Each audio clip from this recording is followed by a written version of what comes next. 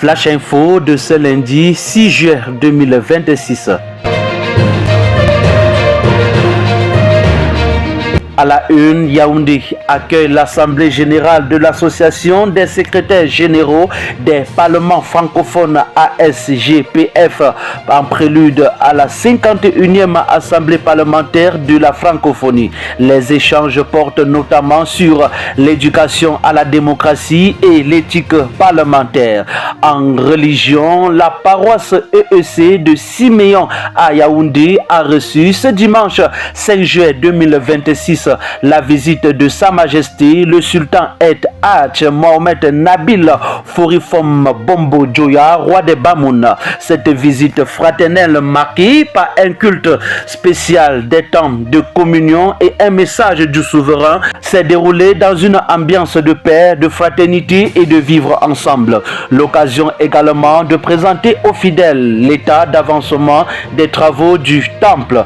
En politique, le Sénat a reçu le document de programmation économique et budgétaire 2027-2029 qui fixe les grandes orientations de la future loi de finances et les propriétés de la SND 30.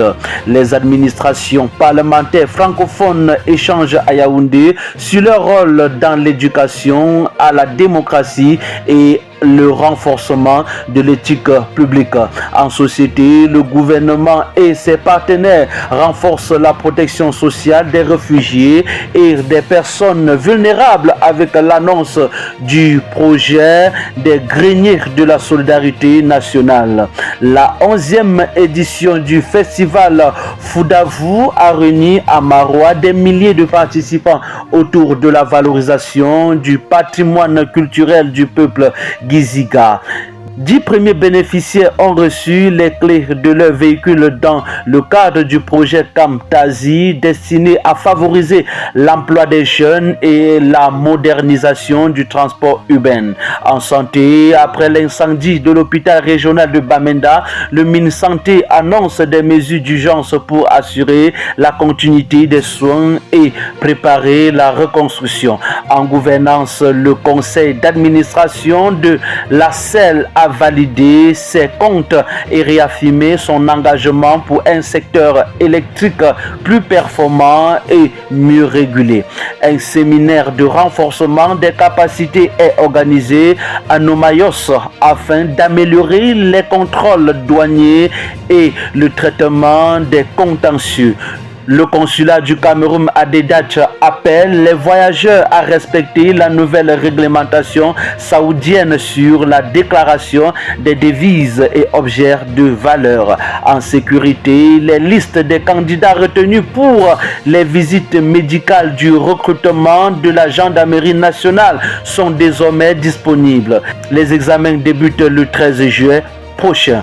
À l'international, en Burkina Faso, le gouvernement adopte de nouvelles règles encadrant les horaires de travail dans les secteurs publics et privés. Au Sénégal, le président Bassirou Diomaye Faye annonce la création de sa propre formation politique, marquant une nouvelle étape de la vie politique sénégalaise. Relations Côte d'Ivoire-Chine, Pékin offre 2410 tonnes de riz à la Côte d'Ivoire pour soutenir les populations vulnérables et les victimes des récentes intempéries.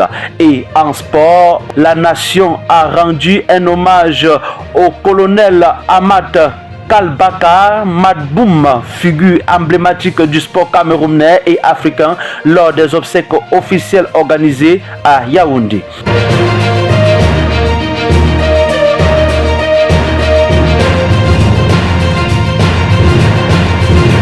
C'était le Flash Info de ce lundi 6 juin 2026 sur Kairos Info. Chaque info compte. Merci de votre fidélité et excellente journée à toutes et à tous.